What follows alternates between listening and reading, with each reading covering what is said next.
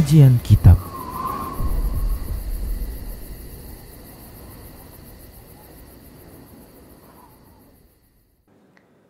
Bismillah, assalamualaikum warahmatullahi wabarakatuh. Innal hamdalillah nahmaduhu wa nasta'inuhu wa nastaghfiruh wa na'udzu billahi min shururi anfusina wa min sayyiati a'malina. May yahdihillahu fala mudilla lahu wa may yudlilhu fala hadiya lahu. Wa asyhadu an la ilaha illallah wahdahu la syarika lahu wa asyhadu anna Muhammadan abduhu wa rasuluhu sallallahu alaihi wasallam. Qala Allah tabaraka wa ta'ala, ya ayyuhalladzina amanu taqullaha haqqa tuqatih wa la tamutunna illa wa antum muslimun. Ya ayyuhan nasu taqu rabbakumul ladzi khalaqakum min nafsin wahidah wa khalaqa minha zawjaha wa bassa minhuma rijalan katsiran wa nisaa'a. Wattaqullaha alladzi tasaaluna bihi wal arham innallaha kana 'alaikum raqiba. Ya ayyuhalladzina amanu taqullaha wa qulu qawlan sadida yuslih lakum a'malakum wa yaghfir lakum dhunubakum. Wa may yuti'illaha wa rasulahu faqad faza fawzan 'azima amma ba'd. Fa inna asdaqal hadisi kitabullah wa khairal huda huda Rasulillah sallallahu alaihi wasallam wa syarral umuri muhdatsatuha wa kullu muhdatsatin bid'ah wa kullu bid'atin dhalalah wa kullu dhalalatin finnar. Para pemirsa Rosyad TV dan para pendengar Radio Medan Mengaji serta para pemirsa media-media sunnah yang turut serta menyiarkan kajian ini, kita lanjutkan bahasan kitab Minhajul Muslim, masih bahasan tentang salat Jumat. Baik para hamba Allah rahimani wa rahimakumullah. Bila terdapat kasus seperti ini, yaitu terjadinya kepadatan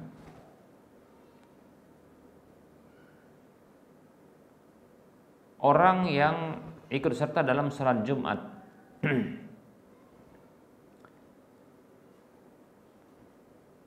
di mana masjid tidak bisa menampung jumlah orang yang hadir untuk salat Jumat, maka tentunya pihak yang berwenang dari masjid tersebut hendaknya mencanangkan segera pelebaran masjid tersebut, ya. Ini barangkali jangka panjang insyaallah taala yang bisa dilakukan. Bila kasusnya ternyata sholat Jumat dihadiri oleh kaum muslimin yang begitu banyak sehingga terjadi kepadatan, beludak, maka yang seperti ini para hamba Allah rahimani wa rahimakumullah dibolehkan untuk membentuk saf-saf di luar, di halaman masjid.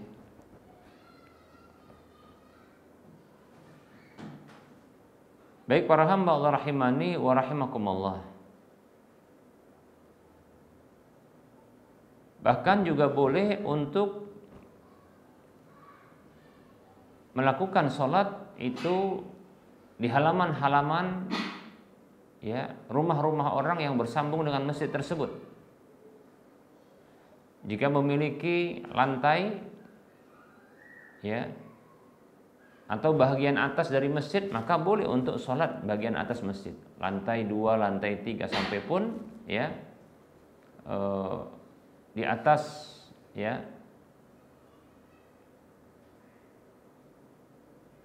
di atas, di lantai paling atas. Nah, seperti itu. Ini seperti terjadi di Masjidil Haram, begitu juga Masjid Nabawi. Pernah terjadi demikian, padat sekali. Maka tidak mengapa para hamba Allah rahimani wa rahimakumullah. Begitu juga contohnya di toko-toko atau di halaman-halaman rumah orang, Bahkan kalau seandainya ternyata pengguna jalan tersebut semuanya pingin sholat, ya, karena sudah masuk waktu sholat Jumat, maka mereka boleh menggunakan jalanan tersebut asalkan tidak mengganggu para pengguna jalan yang lainnya. Yang mereka bisa jadi adalah orang muslim yang safar, yang tidak wajib Jumat bagi mereka, mungkin para wanita, anak-anak, ataupun orang kafir. Jangan sampai mengganggu jalanan seperti itu, ya. Bisa jadi contohnya adalah, ya, jalan yang dekat dengan masjid tersebut, nah itu boleh untuk, ya, ditutup sementara, ya, lalu dialihkan kepada jalan sebelahnya, ya, jika memungkinkan, ya. Tapi kalau tidak ada itu satu-satunya jalan, maka tidak boleh menutupnya. Bila itu satu-satunya jalan yang menghubungkan, maka tidak boleh, ya, ditutup, karena ini mengganggu pengguna jalan. Baik para hamba Allah rahimani rahimakumullah. Jika memungkinkan untuk tanpa menutup jalan, tapi menggunakan, ya, halaman-halaman rumah orang, karena ini meludak, jumlah orang yang begitu banyak, ya, maka wallahu ta'ala alam boleh, ya, boleh untuk lakukan sholat Jumat. Dan ini sudah dibahas kalau tidak salah dalam masalah sholat berjamaah. Asalkan dia menyambung, ya, safnya nyambung begitu, ya, tidak terputus jauh, maka ini dibolehkan insyaallah ta'ala. Baik para hamba Allah rahimani rahimakumullah. Lalu bagaimana ketika, ya, jumlah orang ternyata betul-betul padat di masjid, ya, padat di masjid. Contohnya adalah karena di luar hujan, ya, jadi tidak bisa membentuk saf di luar. Bahkan di teras pun, ya, air itu tempias itu artinya memercik sampai mengenai orang-orang, ya, di teras, sehingga mereka harus memenuhi masjid. Baik para hamba Allah rahimani rahimakumullah, maka apabila diperkirakan padatnya orang tersebut sehingga menyulitkan bagi mereka untuk ruku dan sujud, maka mereka ruku dan sujud semampu mereka. Walaupun, ya, rukuknya itu mengharuskan mereka itu, ya, mengenai contohnya bokong saudaranya, temennya, gak begitu, saking padatnya begitu, ya. Ya. Atau karena mungkin, ya, atau dengan isyarat sehingga nggak memungkinkan untuk bisa ruku, ya, karena padatnya orang demikian. Dikarenakan hujan deras, ya, sudah tiba waktu sholat Jumat demikian, sehingga dipadatkanlah orang-orang ke dalam masjid, masuk orang ke dalam masjid seluruhnya, sehingga sulit bagi mereka untuk, ya, ruku dan sujud. Maka mereka ruku dan sujud semampu mereka, ya, semampu mereka. Fattaqullaha mastata'tum, kata Allah dalam surah At-Taghabun, ya, bertakwalah semampu kalian. Bertakwalah kepada Allah semampu kalian, yaitu melaksanakan kewajiban semampu kita para hamba. Demikian para hamba Allah. Walaupun harus, ya, ruku atau sujudnya, ruku sampai barangkali mengenai bokong, ya, atau mungkin sujudnya itu harus, ya, di punggung saudaranya, nah begitu, ya, demikian. Atau karena sudah tidak bisa tegak berdiri, ya begitu, ya, nggak mampu lagi barangkali untuk ruku dan sujud, maka isyarat, dan itu mencukupi, karena ini, ya, sudah kemampuan maksimal yang dilakukan.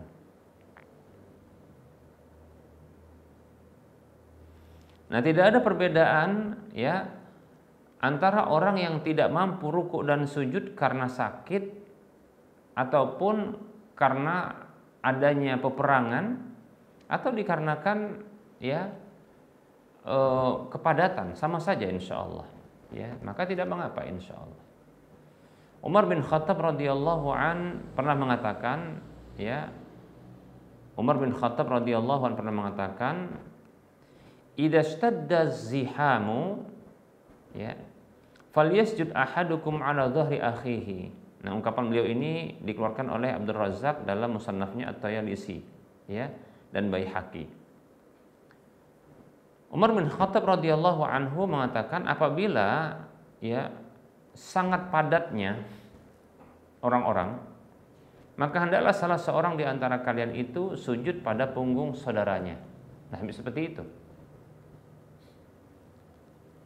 Nah, ini pendapat Sufyan Ats-Tsauri, Imam Syafi'i, Imam Ahmad, Ishaq bin Rahuya, ya, ulama-ulama mazhab Hanafi dan yang lainnya. Baik para hamba Allah rahimani wa rahimakumullah. Nah, ini dia kondisi yang potensi terjadi, ya. Itu biasanya karena hujan contohnya, ya. Demikian. Yang deras, ya. Kalau di luar, nah ini bisa basah kuyup. Basah kuyup, ya, ini tentunya kan kondisi yang menyulitkan, ya. Menyulitkan. Ya, pulang bagaimana? Ya, karena mungkin naik kendaraan juga jauh, takut nanti masuk angin, ya.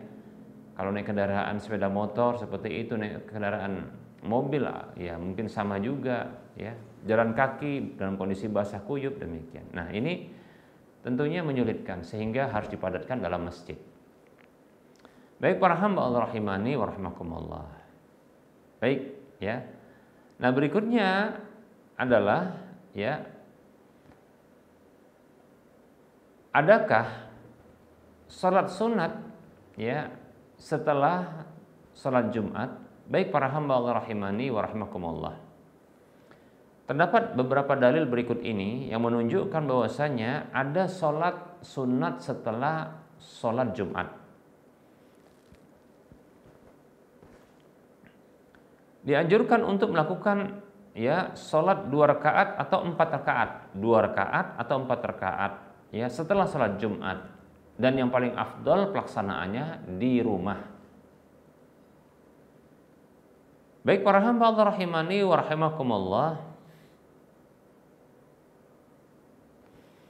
ini berdasarkan hadis yang dikeluarkan oleh Imam Muslim dalam kitab sahihnya, Imam Abu Daud dalam kitab Sunan, Tirmidzi juga sama, An-Nasai dan Ibnu Majah. Ini dalam kitab 4 sunan mereka masing-masing, ya. Dari sahabat Abu Hurairah radhiyallahu anhu bahwa Nabi sallallahu alaihi wasallam beliau bersabda, "Man kana minkum musalliyan ba'dal jum'ati falyusalli ba'daha arba'an."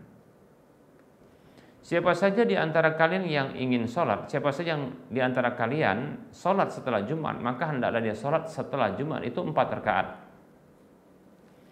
Fa in ajala bika syai'un fasalli rak'ataini fil masjidi wa rak'atain idza raja'ta.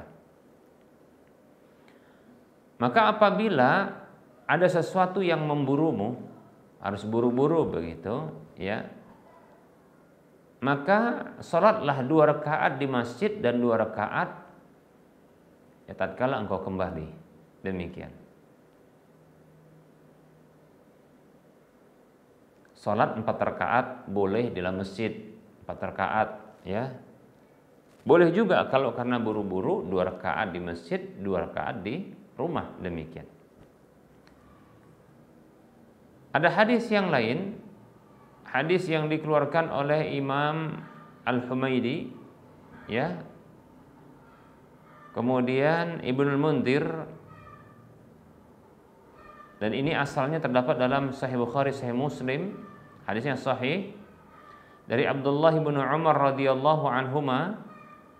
Beliau mengatakan, kana Rasulullah sallallahu alaihi wasallam la yusalli ba'dal jum'ati hatta yansarifa fayusalli rak'ataini fi baitihi. Abdullah bin Umar radhiyallahu anhu mengatakan, dahulu Rasulullah SAW tidaklah sholat setelah Jumat sampai beliau, ya, beranjak. Lalu beliau sholat 2 rakaat di rumah beliau, demikian, ya. Jadi boleh 2, ya, boleh 4, ya, boleh 2, boleh 4. Baik, yang afdal itu ya di rumah, ya afdal di rumah. Kenapa? Karena ya Rasulullah pernah mengatakan jadikanlah bagian dari sholatmu itu di rumahmu. Ya, itu sholat sunat maksudnya. Baik para hamba Allah rahimani wa rahimakumullah.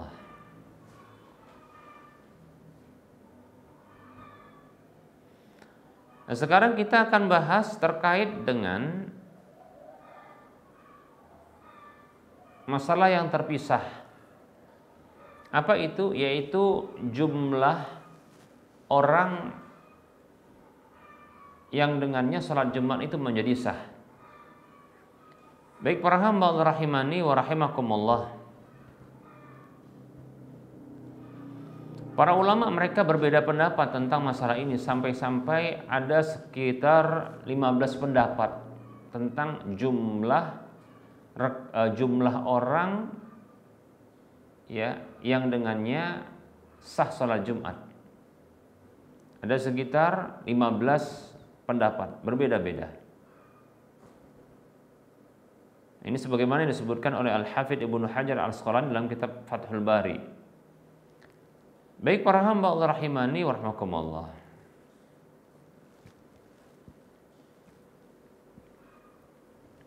Dari ke-15 pendapat tersebut tidak ada satupun ya dalil yang menunjukkan secara jelas dan gamblang tentang jumlah tersebut.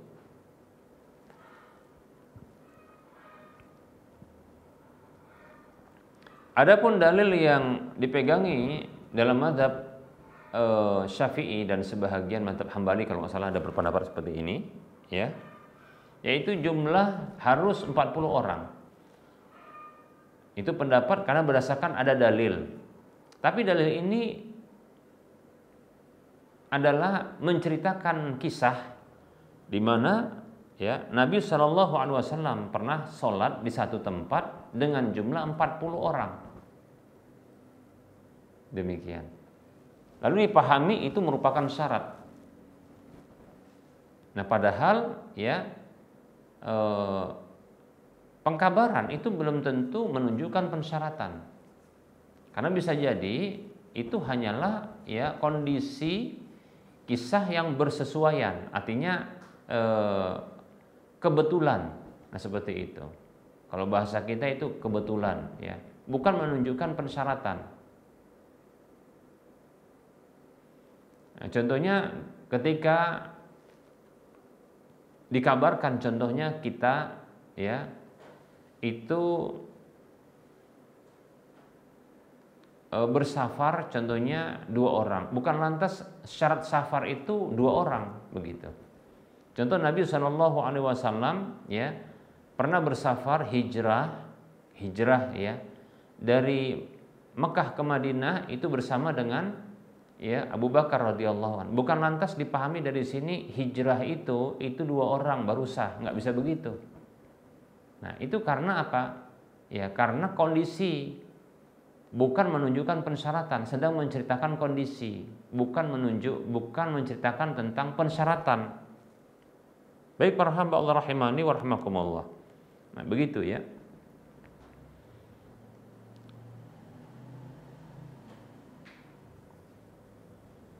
Baik para hamba Allah rahimani wa rahimakumullah.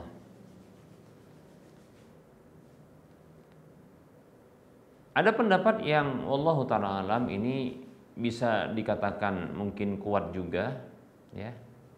Walaupun terkadang yang seperti ini memang terkesan aneh, yaitu salat Jumat itu, ya, itu adalah bagian dari salat berjamaah, sehingga, ya, jumlah satu imam dengan satu makmum yang dengannya sholat berjamaah itu terselenggara, maka dengannya pula sholat Jumat terselenggara, gitu. Artinya minimal sholat Jumat itu bisa diberlakukan ketika hanya jumlah 2 orang, satu imam satu makmum. Ada pendapat yang demikian, ya, dengan menyamakan bahwasanya ya sholat Jumat itu bagian dari sholat jamaah. Baik para hamba Allah rahimani wa rahimakumullah. Yang jelas sampai ada 15 pendapat. Ya.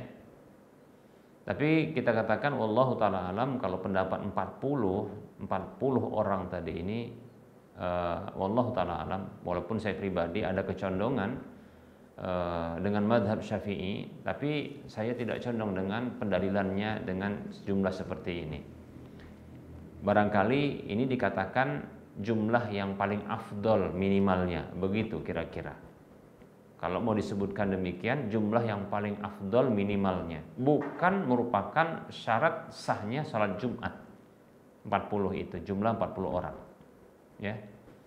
Wallahu taala alam.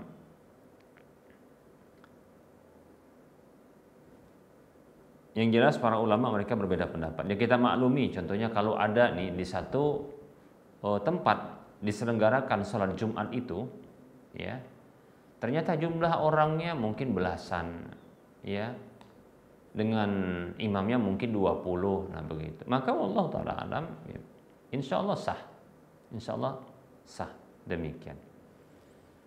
Ya bagi yang berpendapat seperti dalam mazhab Syafi'i dan sebagai dari mazhab Hambali bahwasanya 40 orang itu merupakan syarat sah, ya mereka harus membatalkan, ya.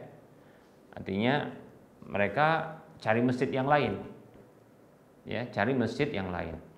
Apakah boleh bagi mereka untuk membatalkannya menjadi sholat zuhur? Maka jawabannya, jika mereka memungkinkan untuk mendapati masjid-masjid yang menyelenggarakan sholat Jumat, wajib bagi mereka untuk datang ke masjid tersebut, ya, bukan mereka sholat zuhur mengabaikan atau meninggalkan sholat Jumat, bukan, karena mereka berada di tempat yang banyak sholat Jumat ketika itu.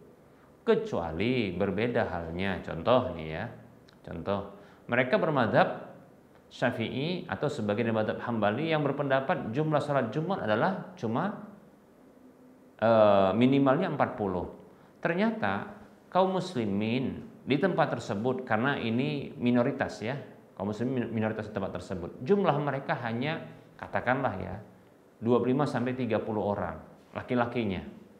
Demikian. Ya, laki-lakinya, dan mereka memang punya masjid, ada masjid, tapi jumlah mereka seperti itu. Maka wallahu taala alam, mereka karena di wilayah itu dan masjid di tempat yang lain itu sangat jauh, andaikan mereka itu menempuh perjalanan dari tempat tersebut, dari tempat mereka menuju masjid-masjid yang ada, mereka ketinggalan salat Jumat, ketinggalan, ya, ketinggalan. Itu wilayah terpencil. Jumlah mereka cuma 40 orang laki-laki, 25 sampai 30 orang. Sehingga sementara mereka berpendapat sholat Jumat itu cuma 40. Minimalnya 40 orang. Itu sahnya sholat Jumat. Maka ya sudah, mereka sholat zuhur saja. Demikian. Kecuali kalau seandainya mereka merubah pendapat mereka. Ketika contoh ya mereka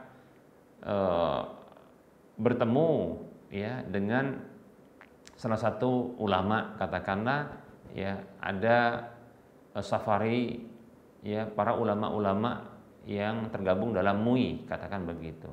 Ternyata ada pendapat dari MUI ini bahwasanya tidak mengapa kurang dari ya 40 demikian. Ya. Yang penting salat berjamaah ya, tapi salat Jumat tetap dilakukan. Maka mereka merubah pendapat itu, maka silahkan lakukan, tidak mengapa. Demikian para hamba Allah rahimani wa rahimakumullah.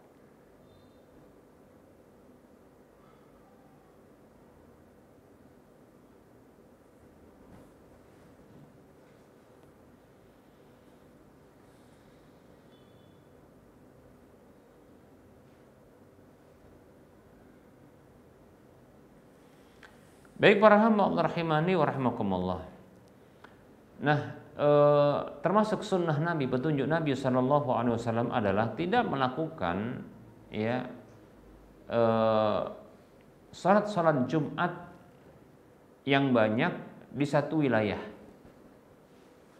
ya, kecuali karena ada kebutuhan. Apa kebutuhannya? Sempitnya tempat, ya.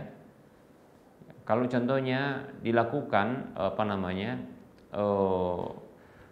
dipenuhkan satu masjid ini kurang sehingga akan membuat meludak demikian. Maka wallahu taala alam ya, dengan hadirnya masjid-masjid dan antusiasnya kaum muslimin mulai dari anak-anak sampai orang tua ya, mereka hadir ke masjid. Nah, dengan seperti itu masjid sudah penuh. Ya, di tempat kita sini saja di kampung ya, di wilayah desa-desa, insya Allah taala antusias orang untuk sholat Jumat itu besar. Sampai anak-anak pula. Itu sangat ya padat. Maka dengan hadirnya masjid-masjid ya, maka tidak mengapa insya Allah taala. Ini karena ada kebutuhan untuk menampung kaum muslimin agar bisa sholat Jumat. Terkadang pun ya, terkadang ketika tidak ada masjid di sekitarnya yang mungkin dekat, padahal kalau seandainya ya orang tersebut itu berkendara saja mungkin hanya memakan waktu 10 sampai 15 menit untuk mendapatkan masjid. Tapi karena tidak ada masjid terdekatnya dan dia harus menggunakan kendaraannya sekitar 10 sampai 15 menit ya, baru dapat masjid yang ada sholat Jumatnya, sehingga dia tidak sholat Jumat. Sehingga hadirnya masjid di tempat tersebut itu membantu kaum muslimin untuk bisa taat kepada Allah, melakukan sholat Jumat demikian. Maka tidak mengapa ya, demikian. Kadang dengan jarak yang dekat ya, seorang muslim ya, itu yang tadinya mungkin abai dengan sholat Jumat, ini mau mereka sholat Jumat, bahkan sholat-sholat yang lainnya di masjid ya, karena mungkin nggak mau menempuh ya, karena kurangnya iman ya, tidak mau menempuh perjalanan mungkin sekitar 10 sampai 15 menit ya untuk mendapatkan masjid ya, karena kurangnya iman, lemahnya iman. Sehingga ketika adanya masjid yang di dekatnya, dia pun semangat untuk melakukannya. Nah, ini ya terkadang perlu juga. Tapi ingat ya, jika memungkinkan ada masjid seperti contohnya Masjid Nabawi. Ya, kalau Masjid Nabawi itu masih kosong sholat Jumat, maka jangan membuat masjid-masjid sholat Jumat di masjid yang lain. Ya. Nah, seperti itu. Baik para hamba Allah rahimani wa rahmakumullah, barangkali ya ini yang bisa kita sampaikan. Insyaallah taala kita akan lanjutkan pembahasan tentang sholat Jumat ya, masih bahasan sholat Jumat di pertemuan yang akan datang insyaallah taala. Barangkali ini saja yang bisa kita sampaikan. Sebelum kita mengakhiri perjumpaan, seperti biasa kita berikan motivasi, ayo kita berdonasi yang membangun Masjid Al-Muwahhidin yang nantinya akan menjadi Islamic Center ya, pusat kajian Islam berbasis ya sunnah insyaallah taala untuk wilayah Medan dan sekitarnya. Bagi siapapun yang ingin mendapatkan sebuah rumah di surga dan minimal pahalanya 700 kali lipatnya serta mengalir pahalanya, dan sekarang Masjid Al-Muwahhidin sudah dimanfaatkan, sudah digunakan untuk sholat 5 waktu, kajian ya, maka silahkan kalau ingin dapat pahala mengalir ya, sebuah rumah di surga dan minimal pahalanya 700 kali lipatnya, silakan transfer ke nomor rekening Bank Syariah Indonesia di nomor 7127488555 atas nama Yayasan Lajnah Dakwah Medan Kode Bank 451. Semoga Anda termotivasi dan semoga bermanfaat. Mohon maaf atas segala kekurangan. Kita ketemu lagi di lain kesempatan.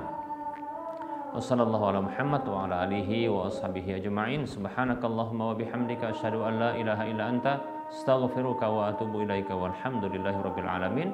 Wassalamualaikum warahmatullahi wabarakatuh.